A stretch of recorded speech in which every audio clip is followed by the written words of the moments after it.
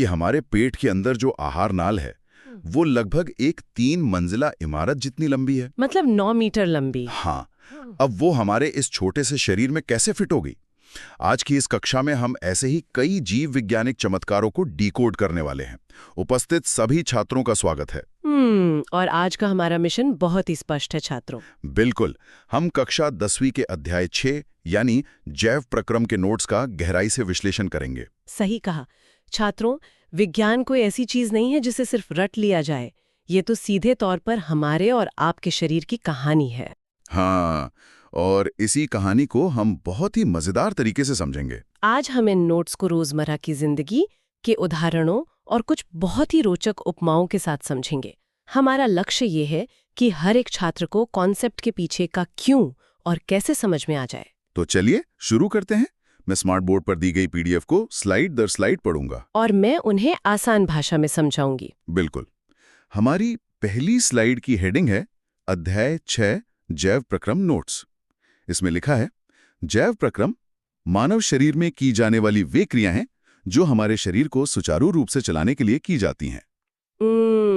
उन्हें जैव प्रक्रम या जैव क्रियाएं कहते हैं। हाँ, इसके उदाहरण हैं पाचन, उत्सर्जन, परिसंचरण, श्वसन और वहन। तो ये सुचारू रूप से चलाना सुनने में थोड़ा तकनीकी लगता है। इसे हम आम भाषा में कैसे समझें? हाँ, इसे एक बहुत ही साधारण कार के उदाहरण से समझते हैं। छात्रों, कल्पना कीजिए कि आपके पास एक शानदार कार है। क्या वह बिना पेट्रोल या डीजल के चल सकती है? बिल्कुल नहीं चल सकती। और ये काम पाचन यानी डाइजेशन करता है। अच्छा, तो खाने से ईंधन मिलता है? हाँ, अब जब कार का इंजन चलता है तो कुछ धुआं और कचरा भी बनता है जो एग्जॉस्ट पाइप से बाहर निकलता है। अगर वो पाइप बंद हो जाए तो क्या होगा? कार तो खराब हो जाएगी। ठीक वैसे ही हमारे शरीर में जो कचरा बनता है उसे बाहर निकालने का काम उत्सर्जन या एक्सक्रीशन है। मतलब जैसे कार में तेल और कूलेंट लगातार पाइप्स के जरिए पूरी गाड़ी में घूमता रहता है ताकि इंजन ठंडा रहे। हाँ, वैसे ही हमारे शरीर में परिसंचरण या वहन होता है। बिल्कुल सही पकड़ा आपने। अरे वाह! हमारे शरीर में खून उसी कूलेंट या तेल की तरह जो नसों के जरिए दौड़ता है और जरूरी चीजें हर हिस्से तक पहुंचाता है। और इंजन को हवा भी तो चाहिए होती है। बिल्कुल। और हवा का ये काम हमारे शरीर में श्वसन यानी रेस्पिरेशन करता है। ये सारे सिस्टम जब एक साथ मिलकर काम करते हैं ताकि हमारी जिंदगी की गाड़ी चलती रहे, तो इसे जैव प्रक्रम कहते हैं। क्या आपको समझ आया? चलिए अब अगली स्लाइड पर चलते हैं। तो अगर गाड़ी को चलाने के लिए ईंधन चाहिए तो वो ईंधन आता कहाँ से है? हमारी दूसरी स्लाइड इसी बारे में है। देखते हैं नोट्स क्या कहते हैं। हेडिंग है पोषण और स्वपोषी। नोट्स कहते हैं, पोषण हमारे शरीर को विभिन्न कार्य करने के लिए ऊर्जा की आवश्यकता होती है। इस ऊर्जा की पूर्ति के लिए हम विभिन्न प्रकार के पदार्थों को खाते हैं। हाँ, और इसे पोषण कहते हैं। छात्रों, जब आपके मोबाइल की बैटरी लाल हो जाती है और स्क्रीन पर सिर्फ 2% बैटरी दिखती है तो आप क्या करते हैं? तुरंत भागकर चार्जर ढूंढते हैं ना? है ना? बिल्कुल। पोषण या न्यूट्रिशन हमारे शरीर का चार्जर है। हमें भागने, खेलने या सोचने के लिए भी जो ऊर्जा चाहिए वो हमें खाने से मिलती है। ठीक है, आइए समझते हैं। इसके आगे लिखा है, पोषण के आधार पर सजीवों को 2 भागों में बांटा जाता है। पहला है स्वपोषी। वे सजीव जो अपना भोजन स्वयं बनाते हैं और किसी दूसरे सजीव पर निर्भर नहीं होते, उन्हें स्वपोषी कहा जाता है। उदाहरण, पेड़ पौधे, नीलहरित शैवाल। अब इसमें एक दिलचस्प बात है स्वपोषी जीवों की। स्वपोषी यानी प्रकृति के आत्मनिर्भर शेफ। आत्मनिर्भर शेफ मतलब जैसे हम इंसान तो भूख लगने पर रसोई में जाते हैं या बाहर से खाना मंगवा लेते हैं। हाँ, लेकिन हम अपना खाना शून्य से नहीं बनाते। हम पौधों या जानवरों पर निर्भर हैं। लेकिन ये पेड़ पौधे और नीलहरित शैवाल किसी से खाना मांगने नहीं जाते। अच्छा, ये अपनी जगह पर खड़े खड़े अपने ही शरीर के अंदर अपना भोजन खुद तैयार कर लेते हैं। ये पूरी तरह से आत्मनिर्भर हैं। क्या आपको समझ आया? चलिए अब अगली स्लाइड पर चलते हैं। ये तो बहुत अच्छी बात है, लेकिन सवाल ये उठता है कि ये आत्मनिर्भर शेफ बिना गैस सिलेंडर के अपना खाना बनाते कैसे हैं? यही तो जादू है। तीसरी स्लाइड हमें यही बताती है। हेडिंग है प्रकाश संश्लेषण। मैं परिभाषा पढ़ता हूँ। प्रकाश संश्लेषण पेड़ पौधे, जड़ों से पानी व खनिज लवण सूर्य से सूर्य का प्रकाश। और रंध्रों से कार्बन डाइऑक्साइड गैस लेकर क्लोरोफिल की उपस्थिति में खाना बनाते हैं। इसे प्रकाश संश्लेषण कहते हैं। बिल्कुल। बाप रे, यहाँ तो एक रासायनिक समीकरण भी दिया है, 12H2O + 6CO2, जो कि क्लोरोफिल और सूर्य के प्रकाश की उपस्थिति में बनाता है। C6H12O6 यानी ग्लूकोज + 6O2 + 6H2O। ये समीकरण देखकर तो कई छात्र घबरा जाते होंगे। इस समीकरण से बिल्कुल नहीं घबराना है छात्रों। इसे केमिस्ट्री की नजर से नहीं, बल्कि एक रेसिपी की तरह देखें। एक रेसिपी की तरह? हाँ, जब हम घर में चाय बनाते हैं तो हमें पानी, चाय पत्ती और चीनी चाहिए होती है। पौधों की पत्तियां उनका किचन है। अब इस किचन में सामान कैसे आता है? जड़ों के जरिए? बिल्कुल, जड़ों ने डिलीवरी बॉय बनकर जमीन से पानी पहुंचाया। हवा से उन्होंने कार्बन डाइऑक्साइड ले ली। ठीक है, सामान तो आ गया, लेकिन खाना पकाने के लिए आग और स्टोव भी तो चाहिए। हाँ, पत्तियों के अंदर एक हरा पिगमेंट होता है जिसे क्लोरोफिल कहते हैं। ये क्लोरोफिल उनका गैस स्टोव है। अरे वाह! और इस स्टोव को जलाने के लिए आग कहाँ से आई? सूर्य के प्रकाश से। जब ये सब मिलता है तो जो शानदार डिश तैयार होती है उसे विज्ञान में ग्लूकोज कहते हैं। और ये ऑक्सीजन क्या है जो बाहर आ रही है? इस कुकिंग में एक बहुत ही बेहतरीन बाय प्रोडक्ट निकलता है, ताज़ी ऑक्सीजन, जिसे हम सांस लेते हैं। तो ये समीकरण बस इस बात का हिसाब है कि किचन में क्या गया और बाहर क्या निकला। क्या आपको समझ आया? चलिए अब अगली स्लाइड पर चलते हैं। अब समझ में आया कि ये कोई डरावना फॉर्मूला नहीं, बस एक रेसिपी है। हमारी चौथी स्लाइड प्रकाश संश्लेषण की घटनाओं के बारे में है। जी। इसमें लिखा है, प्रकाश संश्लेषण की घटना में निम्न घटनाएं होती हैं। पहला, क्लोरोफिल द्वारा प्रकाश ऊर्जा का अवशोषण तथा उसे रासायनिक ऊर्जा में बदलना। यहाँ सबसे आकर्षक बात यह है कि पौधे किसी आधुनिक तकनीक से कम नहीं है। वो कैसे? छात्रों, आपने छतों पर सोलर पैनल लगे हुए देखे होंगे। सोलर पैनल का काम क्या होता है? वे सूरज की रोशनी को सोखते हैं और उसे बिजली में बदल देते हैं। हाँ, जिससे घर चलता है। बिल्कुल। पत्तियों में मौजूद क्लोरोफिल उसी सोलर पैनल की तरह काम करता है। ये धूप को सोखता है और उसे रासायनिक ऊर्जा में बदल देता है। मतलब क्लोरोफिल एक प्राकृतिक सोलर पैनल है। और फिर ये ऊर्जा पानी के अणुओं के साथ क्या करती है? नोट्स में दूसरा पॉइंट है, जल के अणुओं का ऑक्सीजन और हाइड्रोजन में अपघटन। यही तो केमिकल मैजिक है। जड़ें जो पानी लेकर आई थीं, ये ऊर्जा उस पानी पर प्रहार करती है और उसे तोड़ देती है हाइड्रोजन और ऑक्सीजन में। अच्छा। ऑक्सीजन हवा में उड़ जाती है और हाइड्रोजन को पौधा अपना ग्लूकोज बनाने के लिए रख लेता है। और यहाँ एक नोट भी है, पत्तियों का हरा रंग क्लोरोफिल की उपस्थिति के कारण होता है। हाँ, इस नोट को परीक्षा के लिए अच्छे से याद कर लेना चाहिए। जो सुंदर हरा रंग हमें दिखता है वो इसी सोलर पैनल यानी क्लोरोफिल के कारण होता है। क्या आपको समझ आया? चलिए अब अगली स्लाइड पर चलते हैं। तो हमने देखा कि पौधे धूप से खाना बना लेते हैं, लेकिन कार्बन डाइऑक्साइड पत्तियों के अंदर कैसे आती है? सोचने वाली बात है। क्या पौधों के पास नाक होती है? हाँ, आइए 5वीं स्लाइड में देखते हैं। हेडिंग है रंध्र। पौधों की पत्तियों में पाए जाने वाले छोटे छोटे छिद्र रंध्र कहलाते हैं, यानी स्टोमेटा। रंध्र के द्वारा ही ऑक्सीजन तथा कार्बन डाइऑक्साइड का आदान प्रदान होता है। छात्रों, जब आपको अपने कमरे में ताजी हवा चाहिए होती है तो आप क्या करते हैं? हम तो खिड़कियां खोल देते हैं। पत्तियों की सतह पर भी ऐसी ही हजारों सूक्ष्म खिड़कियां होती हैं, जिन्हें रंध्र कहते हैं। इन्हीं से कार्बन डाइऑक्साइड अंदर आती है और ताजी ऑक्सीजन बाहर जाती है। लेकिन इसमें लिखा है दिन के समय रंध्र खुल जाते हैं क्योंकि पानी वाष्पीकृत हो जाता है, और रात के समय बंद हो जाते हैं। क्या ये खिड़कियां किसी अलार्म से चलती हैं? आहा, ये बहुत ही शानदार ऑटोमेटिक सिस्टम है। जब दिन में तेज धूप पत्तियों पर पड़ती है तो रंध्रों के आसपास का पानी भाप बनकर उड़ने लगता है। अच्छा, वाष्पीकरण होता है। हाँ, इस पानी के कम होने से एक खिंचाव पैदा होता है, जिससे ये खिड़कियां अपने आप खुल जाती हैं। लेकिन रात में धूप नहीं होती तो वाष्पीकरण रुक जाता है। बिल्कुल, और घर की खिड़कियों की तरह ये रंध्र भी बंद हो जाते हैं। है ना कमाल का सिस्टम? क्या आपको समझ आया? चलिए अब अगली स्लाइड पर चलते हैं। वाकई प्रकृति की इंजीनियरिंग कमाल की है। अब स्लाइड 6 पर आते हैं, जहां कहानी हमारी अपनी तरफ मुड़ रही है। देखते हैं। हेडिंग है विषमपोषी। वे सजीव जो अपना खाना स्वयं नहीं बनाते और खाने के लिए दूसरे जीवों या पेड़ पौधों पर निर्भर रहते हैं। उन्हें विषमपोषी कहते हैं। उदाहरण अमीबा, मानव आदि। यहाँ ये बहुत ही दिलचस्प हो जाता है। आगे है अमीबा में पाचन। छात्रों, विषमपोषी का सीधा सा अर्थ है दूसरों पर निर्भर रहने वाले। हम इंसान शरीर के अंदर क्लोरोफिल लेकर नहीं घूमते, है ना? काश घूमते तो धूप में खड़े होकर पेट भर जाता। बिल्कुल, लेकिन हमें गेहूं, चावल या जानवरों पर निर्भर रहना पड़ता है। पर यहाँ सबसे दिलचस्प उदाहरण अमीबा का है। अमीबा पानी में रहने वाला जेली जैसा जीव है जो सिर्फ एक कोशिका से बना है। रुकिए, सिर्फ एक कोशिका? नोट्स में लिखा है इसमें विकसित पाचन तंत्र नहीं पाया जाता। तो अगर विकसित तंत्र नहीं है तो मुंह भी नहीं होगा, फिर वो खाना कैसे खाता है? यही तो अमीबा की खासियत है।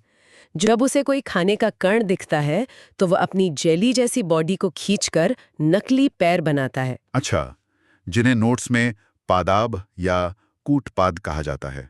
हाँ, वो उन नकली पैरों से खाने को एक जाल की तरह घेर लेता है और अपने अंदर खींच लेता है। अंदर जाते ही एक बुलबुला सा बन जाता है जिसे खाद्य रिक्तिका कहते हैं। और इसी रिक्तिका में पाचन होता है? सही कहा। ये बुलबुला उसका अस्थायी पेट है, वहीं खाना पचता है, ऊर्जा मिलती है और कचरा झिल्ली की सतह से ही बाहर फेंक दिया जाता है। क्या आपको समझ आया? चलिए अब अगली स्लाइड पर चलते हैं। एक कोशिका वाले जीव का पाचन तो हमने देख लिया, अब इंसानों की बात करते हैं। स्लाइड 7, मानव में पाचन। मानव के द्वारा खाए जाने वाले जटिल खाद्य पदार्थ को सरल खाद्य पदार्थ में बदलना पाचन कहलाता है। पाचन की क्रिया आहार नाल में होती है। और ये आहार नाल कितनी लंबी होती है? यहाँ लिखा है आहार नाल मुख से गुदा तक 9 मीटर एक नली होती है। हाँ, 9 मीटर सुनकर हर कोई हैरान रह जाता है। एक इंसान तो मुश्किल से 1.5 या 2 मीटर का होता है। 9 मीटर की नली कैसे फिट हो गई? हाँ, ये हमारे पेट में एक सीधी पाइप की तरह नहीं है, बल्कि बहुत ज्यादा मुड़ तोड़कर कॉइल की तरह पैक होती है। नोट्स में आहार नाल के 7 भाग हैं: मुंह, ग्रासनली, अमाशय, छोटी आंत, बड़ी आंत, मलाशय और गुदा। छात्रों, इस आहार नाल को आप एक फैक्ट्री की लंबी कन्वेयर बेल्ट की तरह समझ सकते हैं।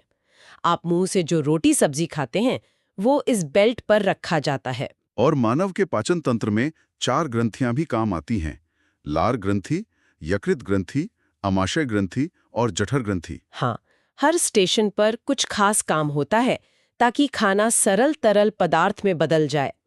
और ये जो 4 ग्रंथियां हैं, ये फैक्ट्री के उन कर्मचारियों की तरह हैं जो बेल्ट पर गुजर रहे खाने पर एंजाइम स्प्रे करते हैं, जिससे खाना जल्दी गल जाए। बिल्कुल, ये पूरी एक स्वचालित फैक्ट्री है। क्या आपको समझ आया? चलिए अब अगली स्लाइड पर चलते हैं। तो चलिए इस फैक्ट्री के पहले स्टेशन पर चलते हैं। स्लाइड 8, पाचन की प्रक्रिया विधि। सर्वप्रथम भोजन को मुंह के अंदर ग्रहण किया जाता है। इसे अंतःग्रहण कहते हैं। मुंह में 3 महत्वपूर्ण अंग पाए जाते हैं: दांत, जीभ और लार ग्रंथि।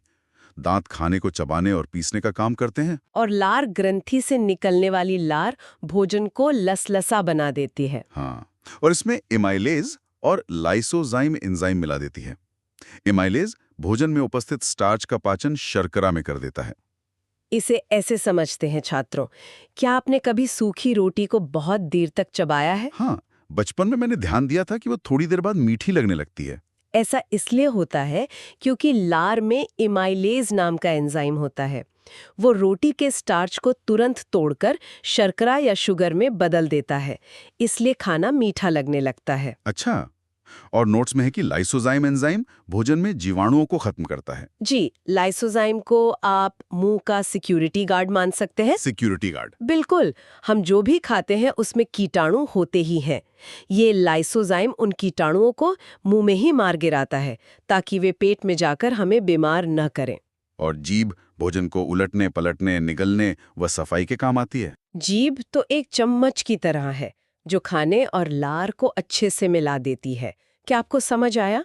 चलिए अब अगली स्लाइड पर चलते हैं। मुंह के अंदर दांतों की बात हो ही रही है तो स्लाइड 9 पर दंत सूत्र देखते हैं। दांत 4 प्रकार के होते हैं: केनाइन, इंसीजर, प्रीमोलर और मोलर। और एक सूत्र है 21-23/21-23 × 2। मैम, दांत तो दांत होते हैं, इनके 4 प्रकार क्यों? ये बहुत ही तार्किक सवाल है। हम इंसान सर्वाहारी हैं, हम सब्जियां भी खाते हैं और मांस भी। इसलिए हमारे दांत एक बढ़ई के टूल बॉक्स की तरह डिजाइन किए गए हैं। टूल बॉक्स की तरह? हाँ, इंसीजर सामने के दांत हैं जो कैंची की तरह काम करते हैं, जैसे सेब काटना। कैनाइन थोड़े नुकीले होते हैं, खंजर की तरह, जो फाड़ने का काम करते हैं। जैसे गन्ने को छीलना? बिल्कुल। और प्रीमोलर तथा मोलर पीछे की दाढ़ें हैं जो चक्की की तरह खाने को बारीक पीसने का काम करती हैं। अच्छा, तो ये टूल बॉक्स हमारी जरूरत के हिसाब से बना है। और ये गणित का फॉर्मूला क्या है? हाँ, ये हमारे दांतों की गिनती है। अगर आप अपने मुंह को 4 हिस्सों में बांटें, तो हर एक चौथाई हिस्से में 2 इंसाइजर, 1 कैनाइन, 2 प्रीमोलर और 3 मोलर होते हैं। मतलब कुल 8 दांत एक हिस्से में। हाँ, और इसे 4 से गुणा कर दें तो पूरे मुंह में कुल 32 दांत बन जाते हैं। बहुत ही सटीक गणित है प्रकृति का। क्या आपको समझ आया? चलिए अब अगली स्लाइड पर चलते हैं। मुंह से पिसने के बाद खाना ग्रास नली से होते हुए अगले स्टेशन पर पहुंचता है। स्लाइड 10। मुंह से भोजन ग्रास नली से होता हुआ अमाशय में पहुंचता है। इसमें कर्मा कुंचन गति पाई जाती है। और अमाशय में भोजन 3-4 घंटे तक रहता है। अमाशय की दीवारों से जठर रस निकलता है, जिसमें हाइड्रोक्लोरिक अम्ल यानी HCl, पेप्सिन और श्लेष्मा होता है। हाइड्रोक्लोरिक अम्ल माध्यम को अम्लीय बना देता है और जीवाणुओं को खत्म कर देता है। यही वो सवाल है जो मैंने शुरुआत में पूछा था। ये HCl तो बहुत खतरनाक होता है ना? बिल्कुल। आमाशय यानी हमारा पेट एक मिक्सर ग्राइंडर की तरह है। इसमें जो HCl गिरता है वो तेज एसिड है। इसका काम है बचे खुचे जिद्दी बैक्टीरिया को जलाकर राख कर देना। लेकिन अगर ये इतना तेज है तो ये हमारे पेट को क्यों नहीं जलाता? श्लेष्मा के कारण। हाँ, हमारे पेट की दीवारों पर एक फायरप्रूफ कोटिंग बना देता है। एसिड खाने को जलाता है, लेकिन इस कोटिंग की वजह से पेट सुरक्षित रहता है। और पेप्सिन एंजाइम प्रोटीन का पाचन कर देता है। बिल्कुल। यहाँ एक नोट है, अम्ल की मात्रा अधिक होने पर अम्लीयता बढ़ जाती है, जिसे खत्म करने के लिए मिल्क ऑफ मैग्नीशिया लिया जाता है। जब हम शादियों में बहुत ज्यादा मसालेदार खा लेते हैं तो पेट ज्यादा एसिड बनाता है, जिसे हम एसिडिटी कहते हैं। हाँ, सीने में जलन होती है। तब हम मिल्क ऑफ मैग्नीशिया पीते हैं। ये पेट की आग बुझाने के लिए एक फायर एक्सटिंग्विशर की तरह काम करता है, जिससे तुरंत आराम मिलता है। क्या आपको समझ आया? चलिए अब अगली स्लाइड पर चलते हैं। अमाशय से निकलकर खाना अब अगले पड़ाव पर है। स्लाइड 11। अमाशय से भोजन छोटी आंत में जाता है। ये आहार नाल का सबसे लंबा भाग है, 6.5 से 7 मीटर लंबी। एक बात समझ नहीं आई, अगर ये 7 मीटर लंबी है तो इसे छोटी आंत क्यों कहते हैं? इसे छोटी इसकी लंबाई की वजह से नहीं, बल्कि इसकी चौड़ाई की वजह से कहा जाता है। इसकी नली बहुत पतली होती है।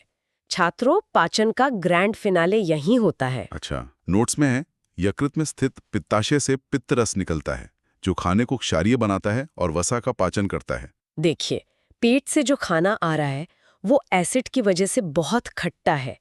छोटी आंत के एंजाइम इस खट्टे खाने पर काम नहीं कर सकते। तो पित्तरस उसे शांत करता है। हाँ, और उसके बाद ये साबुन या डिटर्जेंट की तरह काम करता है। डिटर्जेंट की तरह? जैसे बर्तन धोने का साबुन तेल की चिकनाई को काटता है, वैसे ही पित्तरस खाने में मौजूद वसा यानी फैट को तोड़ देता है। और छोटी आंत में अग्नाशय से अग्नाशय रस भी मिलता है, जिसमें एमिलेज, ट्रिप्सिन और लाइपेज होते हैं। हाँ, ये अग्नाशय के 3 सिपाही हैं। एमिलेज स्टार्च का, ट्रिप्सिन प्रोटीन का और लाइपेज वसा का पाचन पूर्ण कर देता है। और अंत में आंत्र रस स्टार्च को ग्लूकोज में, प्रोटीन को अमीनो अम्ल में तथा वसा को वसा अम्ल में बदल देता है। बिल्कुल।